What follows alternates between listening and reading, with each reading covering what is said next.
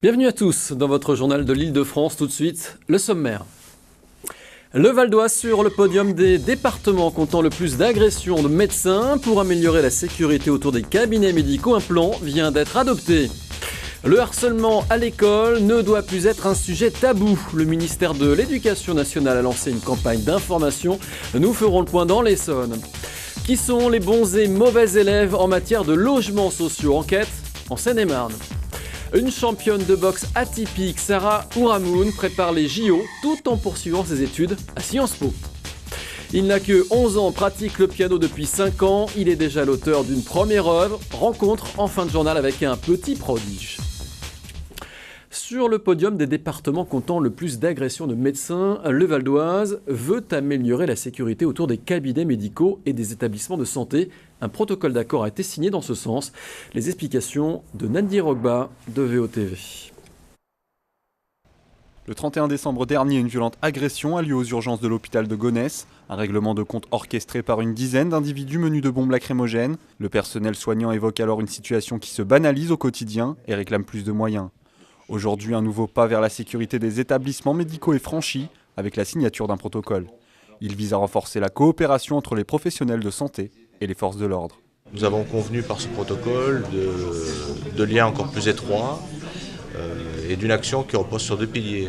D'une part, la prévention, c'est-à-dire avant que les problèmes ne surgissent, par le biais d'audits de sûreté, de conseils préventifs sur la sécurisation des accès, sur la vidéoprotection qui est très utile, mais également le deuxième pilier donc consistant sur l'intervention proprement dite lorsqu'un problème émerge ou lorsqu'une menace grandit. Pour répondre aux situations d'urgence, une ligne priorisée mise à disposition des professionnels de santé pour le Val-d'Oise. Ainsi, la vidéosurveillance est vivement conseillée comme moyen de dissuasion. Autant de dispositifs nécessaires dans le département qui compte de nombreuses agressions de médecins chaque année. Si le préfet tente de dédramatiser la situation, un bilan sera effectué fin 2012 pour juger de l'efficacité du protocole.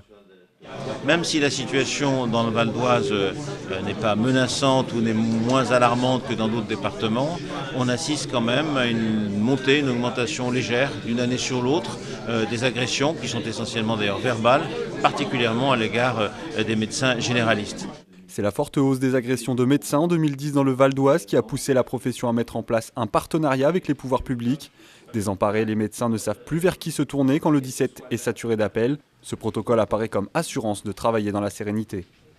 Ça permet aux praticiens d'avoir une sérénité dans le travail qui leur permettra de recevoir sans arrière-pensée les gens qui se présentent alors qu'on ne les connaît pas et que de temps en temps les situations sont parfois tendues.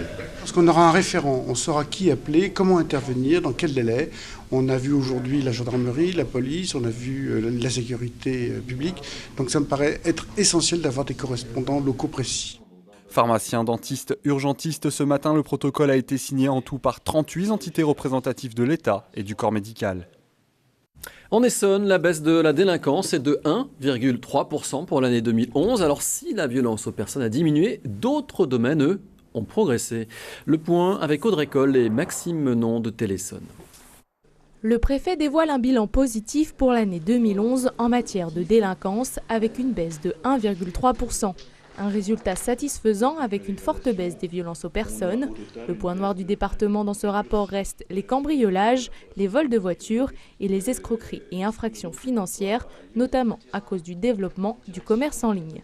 Diminution des actes les plus graves, ceux qui entraînent des violences, et augmentation de la délinquance astucieuse ou de la délinquance d'appropriation, notamment des cambriolages qui sont des cambriolages furtifs. En matière de sécurité, le département a connu une forte hausse des demandes de vidéoprotection qui jouent un rôle de dissuasion. Désormais, 19 000 caméras sont présentes sur le département. La préfecture a décidé également de fournir davantage d'efforts sur la sécurité routière en ciblant les jeunes, les deux-roues et les contrôles en matière de conduite addictive. On a beaucoup parlé des contrôles automatisés, des radars. Il y a eu une certaine prise de conscience par la population qu'il fallait être prudent sur la route. Et puis peu à peu, ces choses-là s'estompent. Cette année, le préfet souhaite augmenter la présence de la police et de la gendarmerie sur la voie publique, notamment pour prévenir les cambriolages. Les patrouilles pédestres ont déjà été multipliées par 6 dans le département. Enfin, la présence de forces de l'ordre sera accentuée dans les transports et notamment les bus. Xavier Bertrand, en Seine-et-Marne, pour évoquer la question du chômage partiel. Le gouvernement a visité une entreprise qui a recours à la formation dans ces périodes de baisse d'activité. Regardez, c'est un sujet signé Lord Vorak de Canal Coquelicot 77. Mieux vaut travailler moins que se faire licencier, c'est Xavier Bertrand qui le dit. Le ministre du Travail visitait ce lundi matin une entreprise de reliure industrielle à Lagny-sur-Marne. Xavier Bertrand est venu ici pour parler chômage partiel, un dispositif créé par le gouvernement en 2008 et à nouveau au devant de la scène en cette période électorale. Le but, encourager les entreprises en difficulté à recourir au chômage partiel ou technique plutôt qu'au licenciement. Ici, on n'a pas renvoyé les employés chez eux, mais en formation. Ça s'appelle l'APLD, activité partielle de longue durée, jugée efficace dans les moments critiques. Ces actions de formation ont été décidées à la suite d'une baisse d'activité il y a 4 ans. Et depuis 4 ans, nous avons engagé pendant ces baisses de travail, plutôt que de faire un chômage partiel avec nos compagnons chez eux, plutôt lancer des opérations de formation en interne. Donc amélioration du poste de travail du compagnon, polyvalence et également prévention et sécurité. 2 semaines de formation pendant lesquelles ces 40 salariés touchent 93% de leur salaire habituel. Mais Xavier Bertrand souhaite aller encore plus loin et propose un nouveau décret à faire paraître en février. Le but, simplifier davantage le recours au chômage partiel. Je veux supprimer le principe de l'autorisation administrative. L'entreprise doit demander le feu vert. Il y aurait juste une information du personnel et de l'administration. Je veux simplifier les procédures, la paperasse, les formulaires, et ensuite garantir à l'entreprise qu'elle sera payée plus rapidement. Pourquoi je veux simplifier ? Parce que si le carnet de commandes se dégonfle un peu, si l'activité est moindre, je préfère 1000 fois qu'on ait recours à l'activité partielle plutôt que de licencier. La PLD n'a toutefois pas vocation à perdurer. L'enveloppe des 150 millions d'euros dégagée en 2009 par l'UNEDIC, l'assurance chômage, étant déjà bien entamée. Le harcèlement à l'école ne doit plus être un sujet tabou. C'est en tout cas l'intention du ministère de l'Éducation nationale qui a lancé une campagne d'information. Un enfant sur 10 serait concerné. Claire Colombel de Téléson nous en dit davantage. D'après les études, un élève de primaire et un collégien sur 10 sont victimes de harcèlement moral, voire physique, dont 6% peuvent être qualifiés de sévères à très sévères. Perte de confiance, troubles psychologiques, dépression, voire conduite suicidaire, les victimes en général n'osent pas se confier et s'enferment progressivement.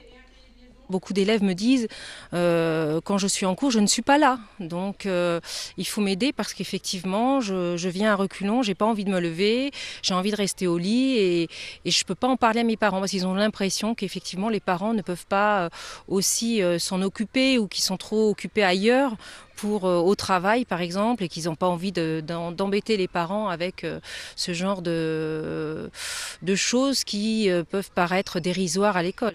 À partir d'aujourd'hui, l'État lance officiellement une campagne pour lutter contre ce phénomène en diffusant massivement sur Internet 3 clips dénonçant le harcèlement à l'école. Il y a beaucoup d'injures entre eux, de propos discriminatoires et effectivement ils se servent beaucoup maintenant des réseaux via Facebook ou des téléphones portables pour véhiculer une image ou des choses sur tel et tel élève. En médiatisant ce phénomène, l'État espère faire prendre conscience des conséquences graves que les moqueries permanentes et le comportement agressif de certains élèves peuvent engendrer. Un numéro vert, gratuit, est également mis en service pour bénéficier d'une écoute et de conseils de l'association L'École des parents et des éducateurs. Logements sociaux, qui sont les bons et mauvais élèves? La fameuse loi SRU oblige la majorité des communes à disposer de 20% d'habitat à loyer modéré. Alors qu'en est-il? Nous avons été faire un tour en Seine-et-Marne. Louis Vallet de Canal Coquelicot 77 a mené l'enquête. Logement social 2011, une année exemplaire. C'est le thème du Point Presse que donnera ce mercredi Nathalie Kosciusko-Morizet. L'occasion pour la ministre de faire un point sur le nombre de logements sociaux qui ont été construits l'année dernière. Selon la loi, les villes de plus de 3500 habitants doivent disposer d'au moins 20% de logements sociaux par rapport à leur parc de résidence principale. Dans notre secteur, certaines communes sont en deçà de ce ratio. C'est le cas notamment de Bussy-Saint-Georges qui atteint aujourd'hui les 11%, mais la ville compte respecter la norme d'ici 3 à 4 ans. Autre retardataire, la communauté d'agglos de Marne-et-Gondoire et ses petits villages avec 16,9%. Du côté de Ponto, là aussi, le seuil n'est pas franchi avec pour l'heure 17% de HLM construits, mais en réalité, la ville estime respecter la loi. Je reviens toujours à ces 400 logements qui ne sont pas comptabilisés par l'État, alors que ce sont des logements sociaux, puisque c'est toute une cité qui est aujourd'hui non conforme, si on peut dire, par le financement uniquement d'origine, et les 400 logements, ce sont ceux qui nous manquent aujourd'hui. Comme toujours, il y a aussi les bons élèves. Chelles, première ville du département, dispose de 22% de logements sociaux. Roissy-en-Brie fait un peu mieux avec 23%. Le Val-Maubeuge, lui, culmine avec plus de 36%. Mais la répartition géographique de ces habitations n'est plus la même qu'auparavant. À Lagny, où les 20% sont atteints, la mairie favorise la mixité, ce qui n'a pas toujours été le cas. L'E-Parc est un exemple de ce qui se faisait il y a 40-50 ans, de concentrer dans certains endroits des immeubles uniquement à vocation sociale. Pour moi, la concentration de catégories sociales, quelle qu'elle soit, n'est pas une bonne chose. Oubliez les bars HLM donc, la majorité des communes préfèrent désormais intégrer des logements sociaux à chaque nouvelle construction privée. Et à coup sûr, il y aura de la demande. 80% de la population française peut prétendre à un logement social. Le Grand Paris, une chance de développement pour les départements. Dans le Val d'Oise, on profite surtout du Grand Roissy. La proximité avec l'aéroport ouvre enfin des perspectives à des villes comme Sarcelles ou Villiers-le-Bel, où le taux de chômage est de 19%, jusqu'à 40% dans les quartiers. Le ministre de la Ville est venu signer dans le secteur un protocole de développement. Explication Christophe Rigaud, VOTV. Le développement territorial de l'Est du Val d'Oise est en marche. Le ministre de la Ville est venu donner à Villiers-le-Bel le coup d'envoi d'un accord cadre entre l'État et les communes de Val-de-France et Gonesse. L'avenir des 168 000 habitants du secteur devrait résolument changer dans les prochaines années avec de nouvelles infrastructures de transport, dont fin 2012 le tramway T5 et à plus long terme le super métro automatique. Des transports, mais aussi des équipements et des emplois, avec le projet du Petit Bercy, le Dôme à Sarcelles et le complexe de loisirs Europa City, un projet à dimension internationale à Gonesse sur 400 hectares. L'État annonce 30 000 emplois d'ici 2025 sur le secteur. Pour le président de Val-de-France, c'est un développement équilibré qui s'annonce dans un secteur où la population a été multipliée par 4 depuis les années 70. Aujourd'hui, l'occasion qui nous est donnée, c'est de faire un bassin de vie en faisant en sorte que et les habitants et les emplois soient accessibles de part et d'autre. Donc il y a une grande dynamique. C'est vrai que l'ensemble des élus, de la communauté d'agglomération, mais aussi des villes, se sont beaucoup démenés pour ce projet. Ce contrat de développement territorial sera le premier d'une longue série. Le président du Conseil général y voit le signe que le Val d'Oise n'a finalement pas été oublié dans le Grand Paris. Le département du Val d'Oise bénéficie de 4 contrats de développement territorial sur les 9 initialement prévus dans le projet de Grand Paris. C'est tout à fait structurant pour le département, c'est essentiel pour son avenir et je suis content que cette thèse que nous défendons depuis le début, depuis plus d'1 an, soit particulièrement mise en évidence aujourd'hui. Confirmation du ministre de la Ville, Maurice Leroy estime que le Val d'Oise a toute sa place dans le Grand Paris. J'ai fait en sorte qu'on rétablisse effectivement le Val d'Oise dans le Grand Paris et pour permettre que ces quartiers populaires aient accès au Grand Paris. Villiers-le-Bel, c'est un des quartiers emblématiques de la politique de la ville depuis 20 ans. Le maire le rappelait avec raison. Eh bien voilà, moi je me réjouis de cette signature aujourd'hui d'un accord cadre qui préfigure le contrat de développement territorial. Nous sommes entre la plateforme aéroportuaire du Bourget et celle de Roissy. Il y a des milliers d'emplois possibles pour les jeunes des quartiers populaires de Villiers-le-Bel, de Sarcelles, de Gonesse. Voilà, c'est majeur. En parallèle des projets de développement territorial, la rénovation urbaine se poursuit sur Val-de-France et Gonesse. Le ministre de la Ville a rappelé que 900 millions d'euros avaient été investis dans les quartiers. Les élus lui ont demandé un nouveau plan d'1 milliard d'euros. C'est un autre grand projet, celui-ci en matière de santé. Les premiers patients de l'hôpital sud-francilien arrivent. Les unités psychiatriques sont les premières à emménager. Suivront ensuite les personnels de Corbeil jusqu'au 13 février, puis viendront ceux d'Évry. L'hôpital installé dans l'Essonne ouvre avec 8 mois de retard, mais avec ses 110 000 m². Il regroupe les personnels de 27 sites différents. Explication Christophe Garnier et Calypso Petrou de Téléson. Dans l'hôpital sud-francilien, les machines ne font pas la loi, mais presque. Comme ces tortues pour porter de lourdes charges. Ce matin, c'était l'effervescence. Les déménageurs étaient encore au boulot, au milieu d'un monde automatique, même si aujourd'hui 4 services de psychiatrie emménagés, entraînant avec eux 80 patients, une douzaine de médecins et des dizaines d'infirmiers. Ici seront regroupés les sites de 27 sites différents, dont ces 4 unités de psychiatrie, mélangeant les personnels de la ville de Hyères, d'Évry et de Corbeil, pour le plus grand plaisir du chef de pôle, qui imagine une psychiatrie mieux intégrée dans l'hôpital. Moi, personnellement, en tant que responsable de pôle, et c'est ce qui m'a fait d'ailleurs venir dans cet établissement, c'est enfin, on va avoir une psychiatrie qui va être jointe et de proximité avec la médecine de type hôpital général. On va avoir vraiment un modèle de prise en charge vraiment moderne, actuel, avec, voilà, on n'a que du bénéfice à avoir, mais bon, il faut accepter le changement. Pourtant, tout n'est pas rose. Le groupe électrogène serait déficient et les prises électriques ne seraient pas aux normes. Et même si l'hôpital ouvre avec 8 mois de retard, tout semblait se faire dans la fébrilité ce matin. Ici, même sans évoquer le coût exorbitant de l'hôpital, les chiffres donnent le tournis. 110 000 m², 1000 lits, un déménagement étalé sur 8 semaines et des premiers scanners qui arriveront d'ici à la mi-février. Dans un premier temps, les urgences pédiatriques et obstétriques resteront à Évry, mais tout devrait être déménagé d'ici le 21 mars. Les premiers patients des urgences ne devraient pas arriver avant le 13 février. Autre équipement phare en Ile-de-France, cette fois dans les Yvelines, une UFR des sciences de la santé en construction à Montigny-le-Bretonneux, un chantier mené dans le cadre d'un partenariat public-privé et qui permettra d'accueillir 2500 étudiants et 250 chercheurs. Davantage d'explications dans ce sujet signé TVFil 78. En mai 2008, l'université de Versailles-Saint-Quentin en Yvelines instaure un partenariat public-privé avec Origo, une société qui regroupe entre autres Bouygues Bâtiment. Presque 4 ans plus tard, le chantier touche à sa fin et les étudiants en médecine de l'Ouest parisien pourront découvrir en septembre 2012 leur nouveau bâtiment. C'est donc une faculté de médecine qui accueillera à la rentrée 2012 1600 personnes. C'est un bâtiment qui est sur 4 niveaux, qui rassemble d'une zone enseignement, une zone administrative et une zone de recherche. L'UFR de médecine accueillera plus de 250 scientifiques qui travailleront sur des sujets aussi variés que l'épidémiologie, la santé publique, la biologie ou la génétique. En plus des étudiants en médecine et des chercheurs, une partie du bâtiment hébergera une école de sages-femmes. Tout le bâtiment s'inscrit dans un plan de développement durable de la ville nouvelle. Ce bâtiment va être chauffé par une chaudière biomasse et des panneaux photovoltaïques pour l'eau chaude sanitaire. C'est une volonté de notre gouvernance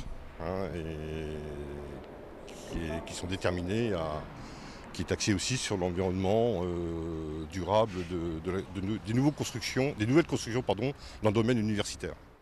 En plus des aspects d'économie d'énergie, le chantier a été soumis aux normes dites faible nuisance. Les matériaux utilisés sont respectueux de l'environnement et le bâtiment a été placé au plus proche de la gare afin d'éviter au maximum les déplacements inutiles. Cerise sur le gâteau, les travaux n'ont pas pris de retard.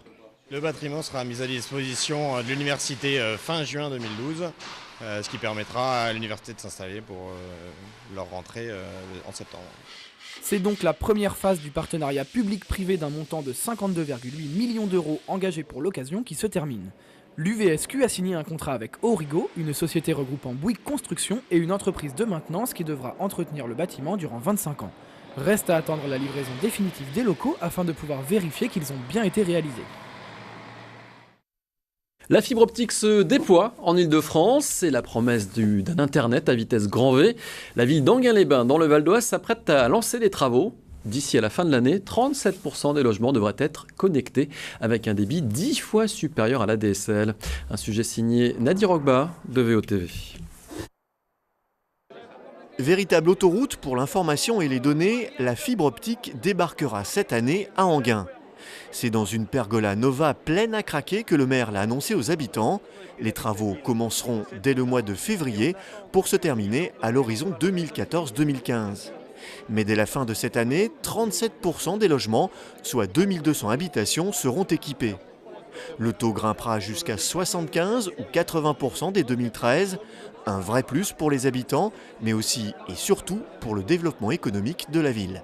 Il est certain qu'on a toujours la facette loisir, mais il y a la facette professionnelle et c'est surtout celle-là qui nous a déterminés à soutenir un véritable projet pour Enghien-les-Bains d'être le plus tôt possible. Il ne s'agit pas de doubler, d'être en concurrence avec d'autres collectivités locales, mais l'importance d'Enghien pour son activité économique, médicale en particulier. Vous voyez le rôle de l'imagerie. Une fois installée, la fibre optique, c'est l'assurance d'un débit jusqu'à 10 fois plus rapide que la DSL, et ce, quelle que soit sa situation dans la ville. La DSL, c'est une technologie cuivre qui va assez lentement, enfin en tout cas ça dépend de l'endroit où on se situe par rapport aux centrales téléphoniques. Si on est proche du central téléphonique, y compris sur le cuivre, on a du très haut débit, mais quand on est loin du central téléphonique, on a un débit qui est moins performant.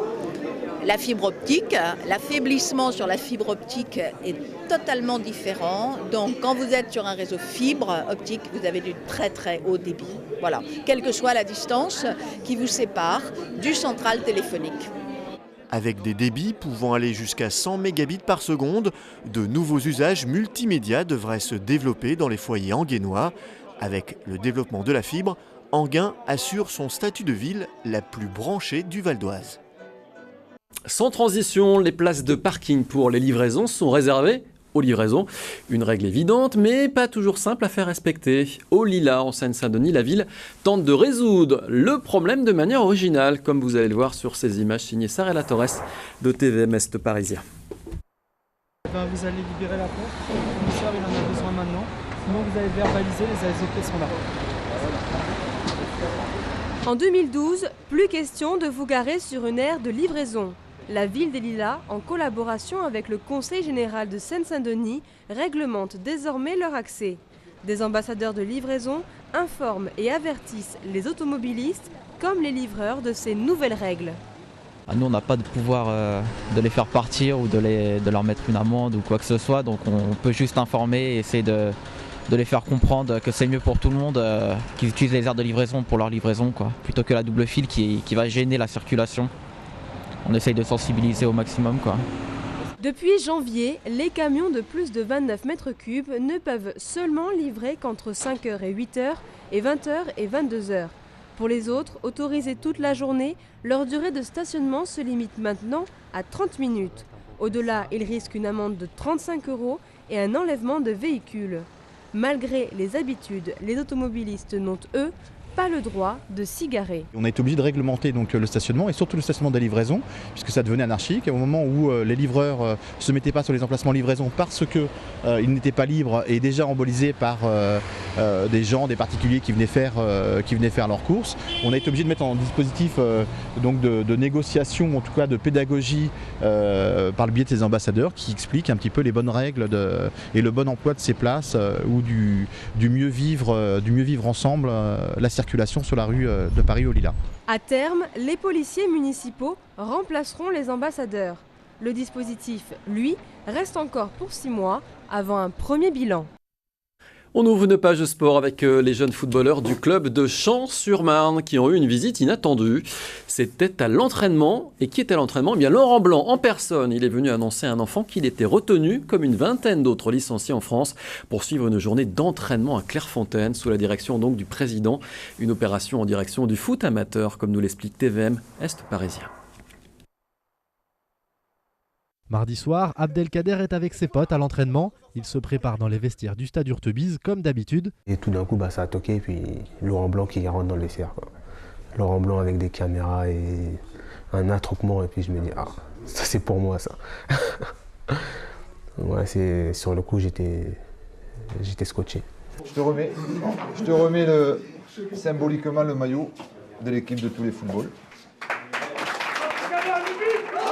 Le jeune campésien de 21 ans a été sélectionné dans l'équipe de tous les footballs qui regroupe des jeunes, des seniors, des vétérans et des féminines, tous amateurs. Une opération qui tente de rapprocher le foot professionnel et les petits clubs après la dernière Coupe du Monde, catastrophique en termes d'image. L'ancien joueur, qui était surnommé le président, fait toujours le lien entre les amateurs et le monde pro, mais pour lui, les choses sont plus compliquées. C'est vous les médias qui devez raconter les belles histoires dans le football amateur. Seul problème, c'est que vous faites l'écho que du monde professionnel. Alors vous faites l'écho que du monde professionnel. C'est vrai que dans le monde professionnel, il y a des choses qui se passent qui ne sont pas très belles. Mais je le répète, c'est le football professionnel, c'est un métier, c'est un business. Il y a tellement de belles histoires dans le football, mais le problème, c'est que vous ne les relatez pas. Dans le monde amateur, il y a d'énormément belles histoires. Ces belles histoires, nous, on les relate et celle d'Abdelkader en est une. Cette aventure, elle continuera encore quelques semaines. D'abord, il aura la chance d'aller à Clairefontaine, s'entraîner les 17 et 18 mars, avec Laurent Blanc bien sûr. Et puis il y aura un match de gala, mais la date n'est pas encore connue. Je vous propose maintenant le portrait d'une championne de boxe atypique. Elle s'appelle Sarah Ouramoun. Elle prépare les Jeux Olympiques tout en poursuivant ses études à Sciences Po. Regardez, c'est une rencontre signée Cédric Dandeville et Mathieu Canac de TVM Est Parisien. Championne de France 2011-2012 dans la catégorie des poids mouches, Sarah Ouramoun.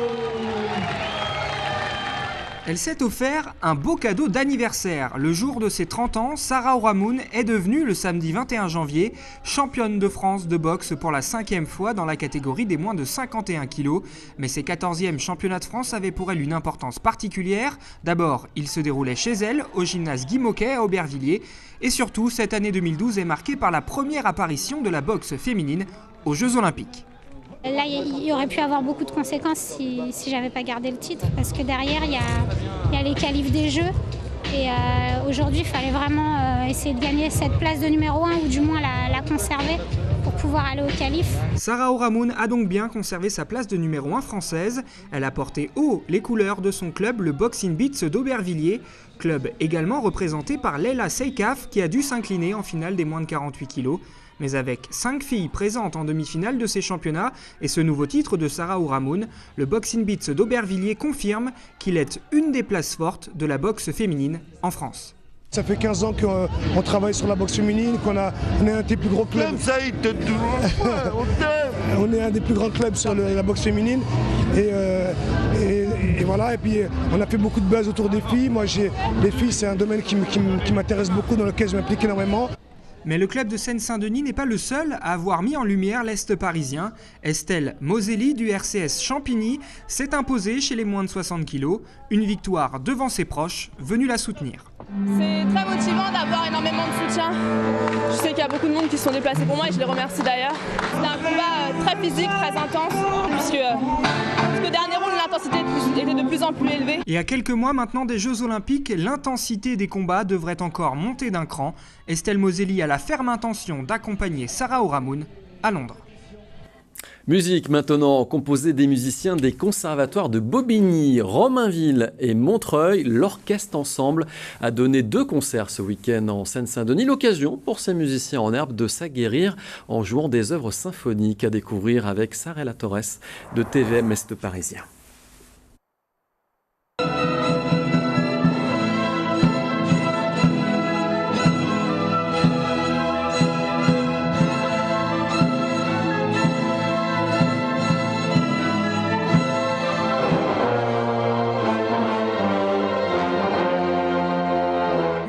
Fait la force. Les élèves des conservatoires de Montreuil, Bobigny et Romainville se sont réunis pour former l'Orchestre Ensemble. Leur nombre leur permet de jouer un large répertoire, de Beethoven à West Side Story. L'étudiant amateur aime jouer des œuvres importantes. Si on n'est pas au-delà de 25 musiciens, on ne pourra pas y arriver. Donc c'est simplement une réponse pédagogique pour de façon à leur donner une joie supplémentaire et simplement, ce qui est essentiel à leur niveau, c'est de jouer en orchestre. De janvier à mars, collégiens, lycéens et étudiants de la communauté d'agglomération Est Ensemble proposent 3 concerts symphoniques. Il y a une petite communauté qui se crée. Je pense que c'est aussi ça le projet politique, c'est-à-dire que ce soit les gens, les publics, les familles, les étudiants entre eux, maintenant ils savent qui ils sont. Et ils sont pourtant tous de partout, vous voyez ce que je veux dire. Mais tout à coup, ils ont un centre d'intérêt et ça crée une communauté, c'est très sympathique. Soutenus par le département de Seine-Saint-Denis et Est Ensemble, les 70 élèves ont enchanté un public venu nombreux.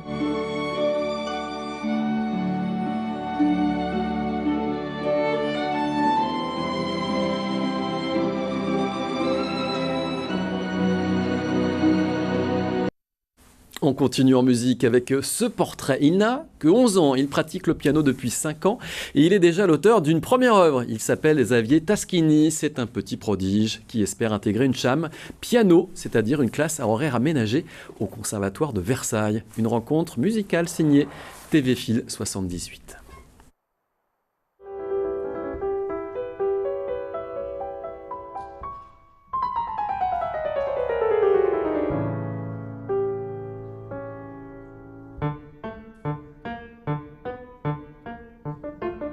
Il n'a que 11 ans et Xavier Taschini est déjà le compositeur et l'interprète de La Plume au vent.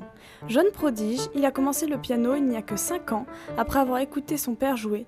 Une maturité certaine pour un jeune adolescent. Ce qui m'a motivée, c'est que j'ai écouté mon père, c'était joli. Et comme il m'a demandé si ce que je voulais ou pas, donc on a décidé d'inscrire moi et mon frère à Yamaha à Saint-Germain.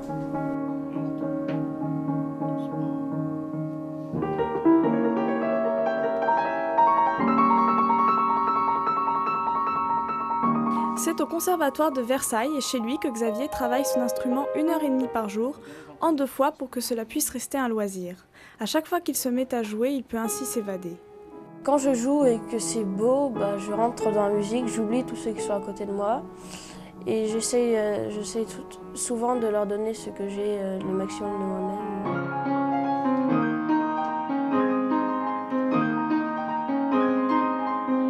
C'était pour le loisir et puis pour l'instant ça reste un loisir effectivement à un bon niveau, mais ça reste un loisir et un plaisir, oui. Quand j'ai envie de m'amuser, je joue les morceaux qui me ne demandent pas et des morceaux de l'année dernière. Et dans ce morceau, l'on peut notamment trouver du Schumann, du Rachmaninoff, mais surtout du Bach, son compositeur préféré, capable de jouer un morceau sans lire la partition, tout en mémoire et en dextérité.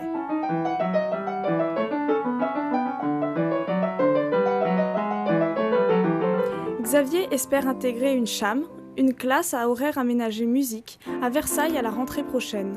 En attendant, il se prépare pour un concert en Allemagne le 1er mai 2012.